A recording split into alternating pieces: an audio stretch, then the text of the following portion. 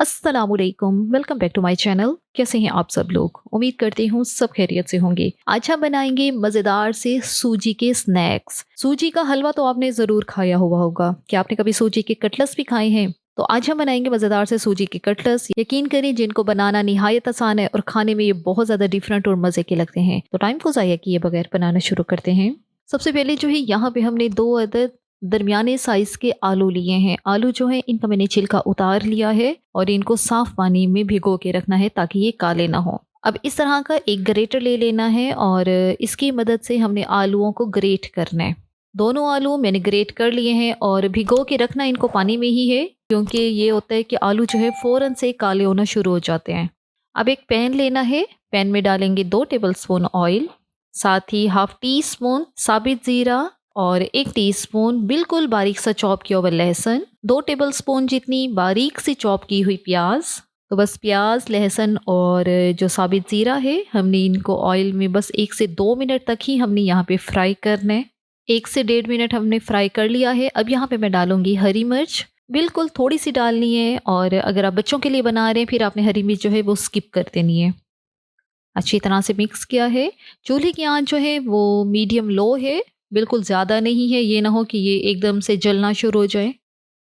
बस 1 मिनट तक हमने ये सारी चीज़ें जो हैं इनको फ्राई कर लिया है। अब यहाँ पे मैं शामिल करूँगी आलू, जिनको हमने ग्रेट करके रखा है। पानी से निकालना है और फिर इसमें डालना है। ये ग्रेटेड आलू शामिल करने के बाद अब इनको भी हल्के हाथों से मिक्स करना है। अच्छी तरह से मिक्स किया है। अब इसको कवर करेंगे। कवर करके हमने इसको 3 से 4 मिनट के लिए बिल्कुल लो फ्लेम पे हमने रखना है, ताकि आलू जो हैं ये नरम हो जाएं। तो बस 3 से 4 मिनट हो गए हैं। आलूओं ने अपना पानी खुद ही रिलीज किया था और उसी में ही ये बहुत अच्छी तरह से पक चुके हैं। और अब यहाँ पे डालूंगी मैं टमाटर। टमाटर जो है इनके अंदर के बीज और पानी जो है वो निकाल देना है। और उसके बाद आधा टमाटर मैंने यहाँ पे डाला है बिल्कुल फाइन चॉप करके। थोड़ा सा हरा धनिया, ये भी बिल्कुल फाइन चॉप किया है मैंने। इसमें अगर आप लोग चाहें तो अपनी मर्जी की और भी जो सब्जियां हैं आप लोग डालना चाहे तो डाल सकते हैं। और अब यहाँ पे मैं डालूंगी आधा गिलास पानी। पानी जो है आधा गिलास डालना है, इससे ज़्यादा नहीं डालना।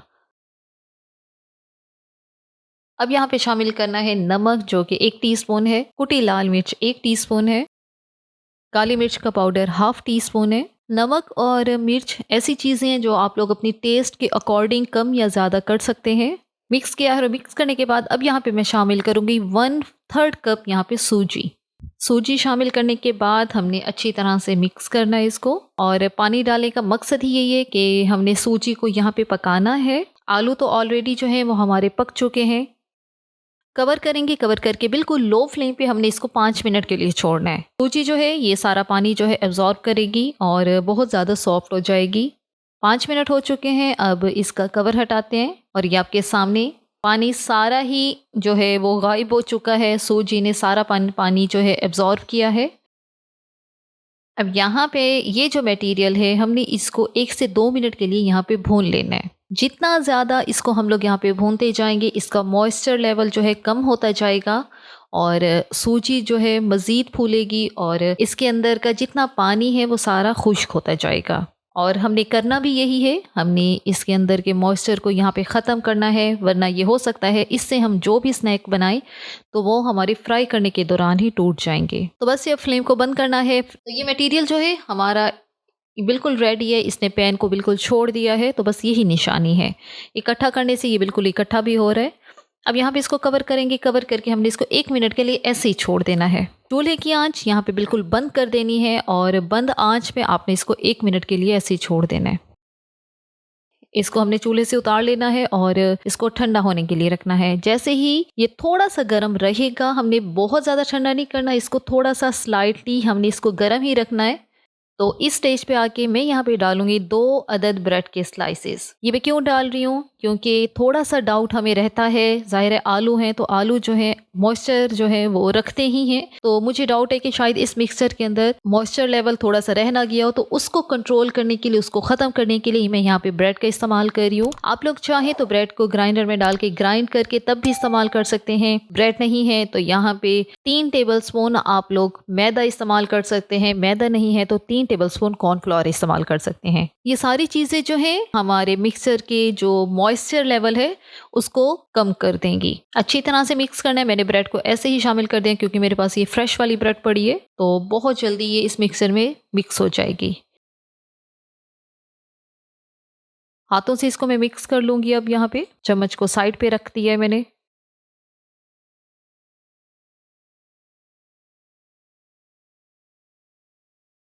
तो बस अब ये जो मेरा मिक्सचर है बिल्कुल तैयार है। अब जो हमारे स्नैक्स हैं उनको शेप दे लेते हैं। हाथों पे हल्का सा ऑयल लगाना है। ऑयल लगाने के बाद थोड़ा सा मिक्सचर जो है हाथों में लेके एक तो पहले हमने इसको बॉल की शेप देनी है ताकि ये बिल्कुल थोड़ा सा फर्म हो जाए। उसके बाद इसको छोटे से बिल्कुल बॉल को प्रेस करना है। हल्का सा ही प्रेस करना है, बहुत ज़्यादा हमें प्रेस नहीं करना। बिल्कुल पैटी की शेप नहीं देनी हमने यहाँ पे। थोड़ा सा अट्रैक्टिव बनाने के लिए इसके ऊपर मैं हल्का सा होल कर रही हूँ ताकि हमारे जो स्नैक्स हैं वो दिखने में थोड़े डिफरेंट ही लगें। यहाँ पे मैंने सारे जो हैं तैयार कर लिए हैं। अब इनको रखेंगे साइड पे। अगला काम जो है एक स्लरी बनाने का है जिससे हम कोट करेंगे अपने स्नैक्स को। मैदा लिया है यहाँ पे आधा कप, 1/4 टीस्पून नमक डाला है, 1/4 टीस्पून कुटी लाल मिर्च। मिक्स करना है, थोड़ा सा पानी शामिल करना है और एक गाढ़ा सा पेस्ट बना लेना है।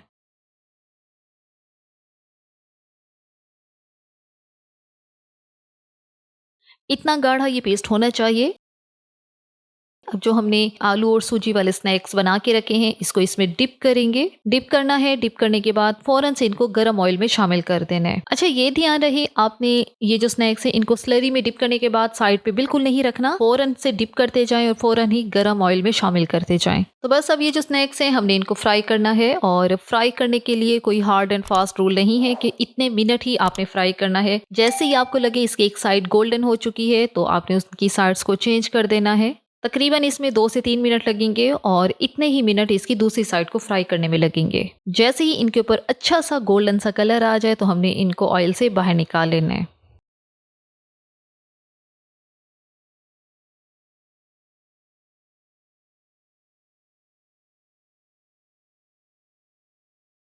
हमारे मज़ेदार से ये स्नैक्स जो हैं तैयार हो गए हैं। इनको मैं ऑयल से बाहर निकालती हूँ।